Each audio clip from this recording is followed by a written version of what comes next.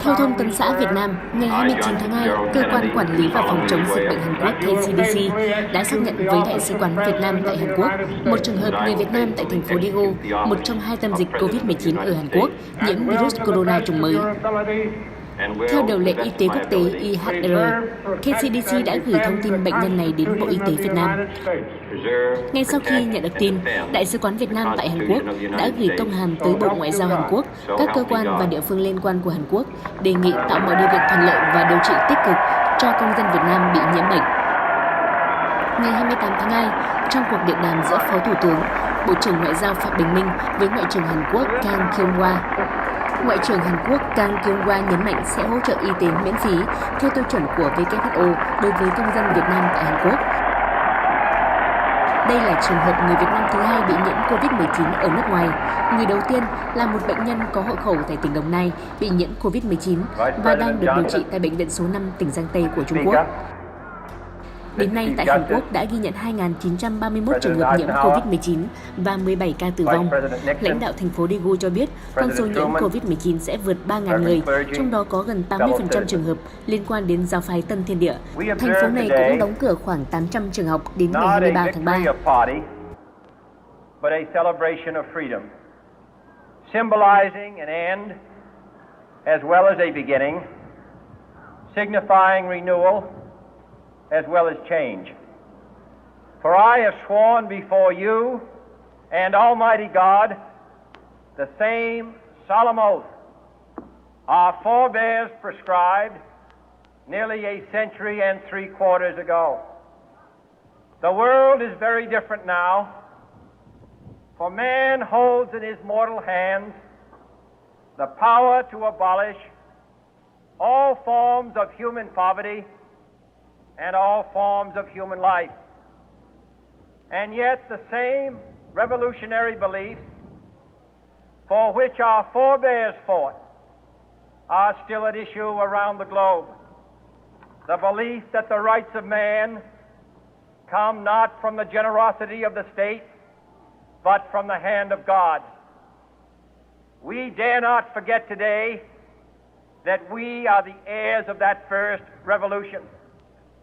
Let the word go forth from this time and place to friend and foe alike that the torch has been passed to a new generation of Americans born in this century, tempered by war, disciplined by a hard and bitter peace, proud of our ancient heritage, and unwilling to witness or permit the slow undoing of those human rights to which this nation has always been committed and to which we are committed today at home and around the world.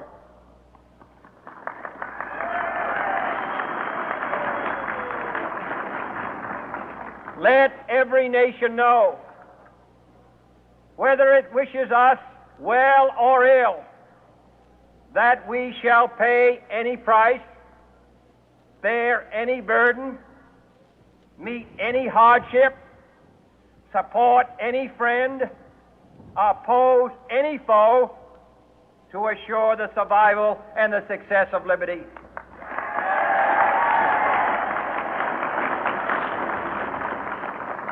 This much we pledge and more. To those old allies whose cultural and spiritual origins we share, we pledge the loyalty of faithful friends.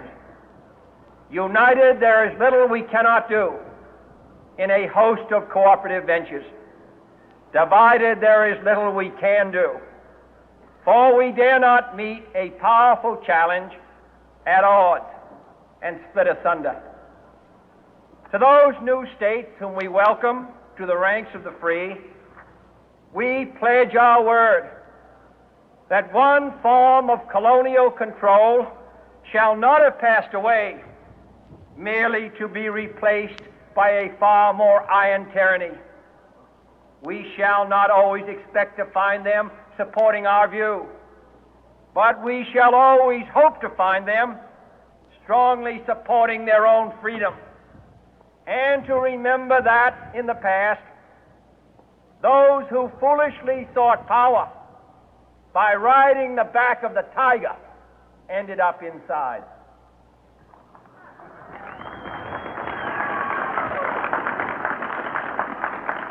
To those people in the huts and villages of half the globe struggling to break the bonds of mass misery, we pledge our best efforts to help them help themselves for whatever period is required, not because the communists may be doing it, not because we seek their votes, but because it is right. If a free society cannot help the many who are poor, it cannot save the few who are rich.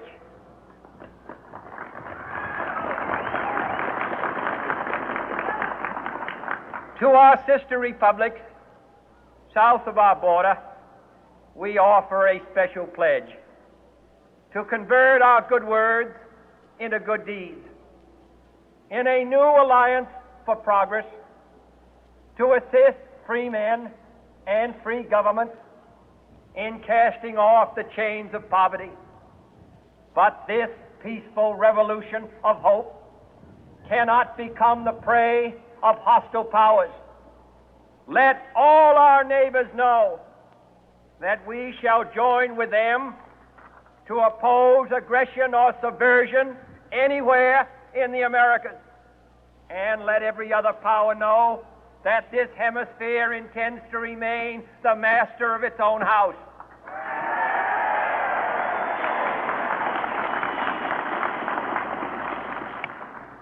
To that World Assembly of Sovereign States, the United Nations, our last best hope, in an age where the instruments of war have far outpaced the instruments of peace, we renew our pledge of support to prevent it from becoming merely a forum for invective, to strengthen its shield of the new and the weak, and to enlarge the area in which its writ may run.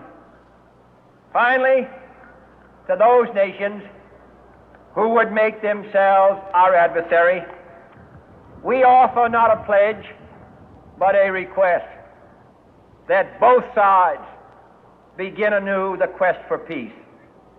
Before the dark powers of destruction, unleashed by science, engulf all humanity in planned or accidental self-destruction, we dare not tempt them with weakness, for only when our arms are sufficient beyond doubt can we be certain beyond doubt that they will never be employed.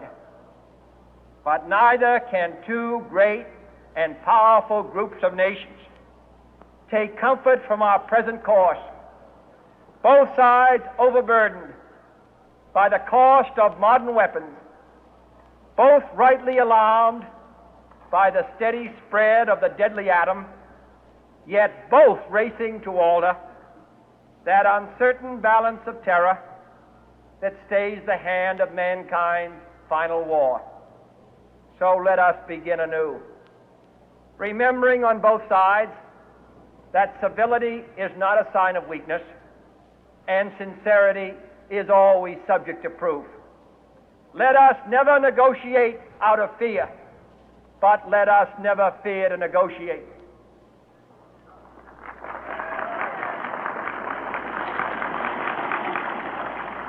Let both sides explore what problems unite us, instead of belaboring those problems which divide us. Let both sides, for the first time, formulate serious and precise proposals for the inspection and control of arms, and bring the absolute power to destroy other nations under the absolute control of all nations.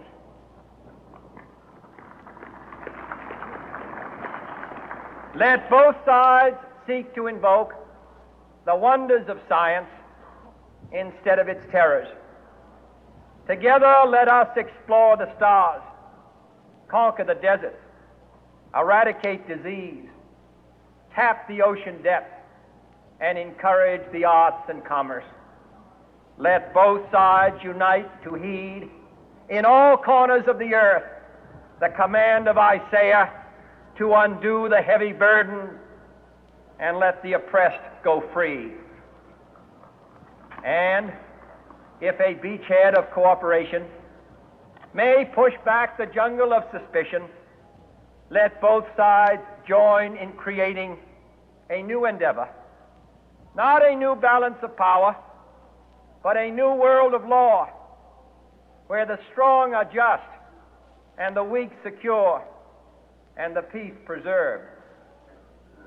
All this will not be finished in the first 100 days, nor will it be finished in the first 1,000 days, nor in the life of this administration, nor even perhaps in our lifetime on this planet.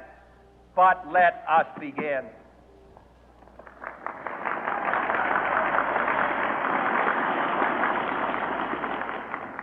In your hands, my fellow citizens, more than mine, will rest the final success or failure of our course.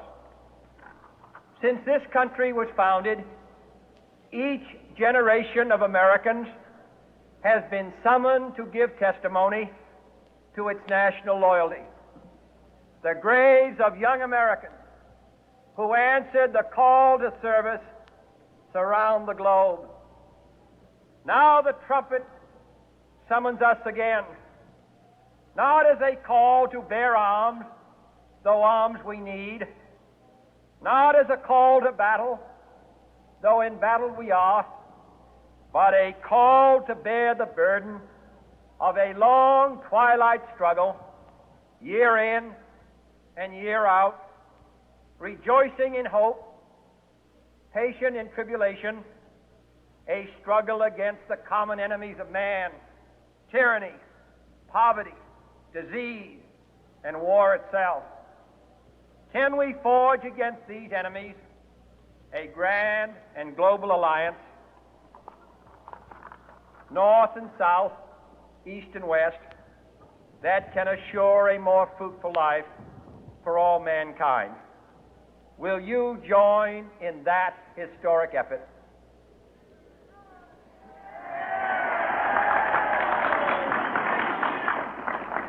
In the long history of the world, only a few generations have been granted the role of defending freedom in its hour of maximum danger. I do not shrink from this responsibility. I welcome it.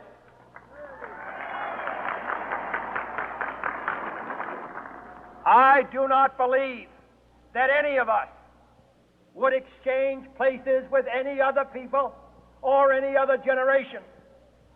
The energy, the faith, the devotion which we bring to this endeavor will light our country and all who serve it. And the glow from that fire can truly light the world. And so, my fellow Americans, ask not what your country can do for you, ask what you can do for your country.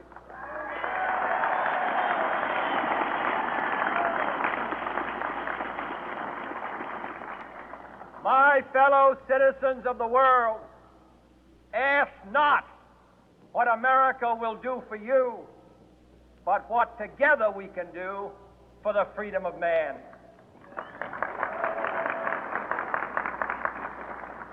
Finally, whether you are citizens of America or citizens of the world, ask of us here the same high standards of strength and sacrifice which we ask of you.